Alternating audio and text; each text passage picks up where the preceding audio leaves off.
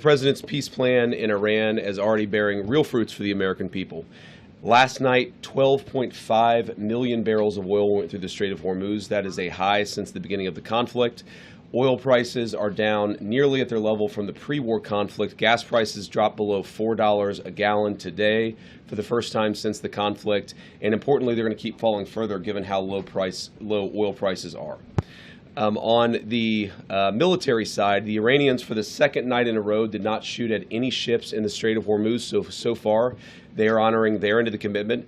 And on the blockade, CENTCOM has allowed north of a dozen ships to go through our naval blockade, and so we're also honoring our end of the early part of the agreement.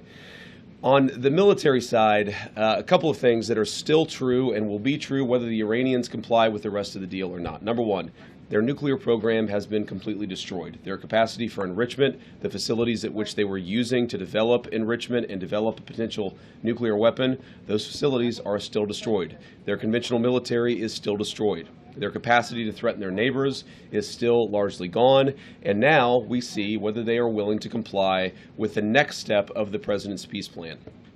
As you all know, the part of the peace plan, the part of this MOU that I think have been most misrepresented by certain parts of the media is the idea that the Iranians get all these benefits. You will hear things about $300 billion or $24 billion or this or that number of money or amount of money.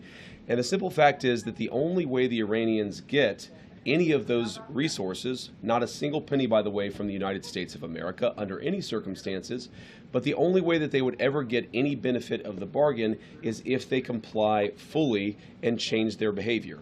And so you really have a win-win situation for the United States of America.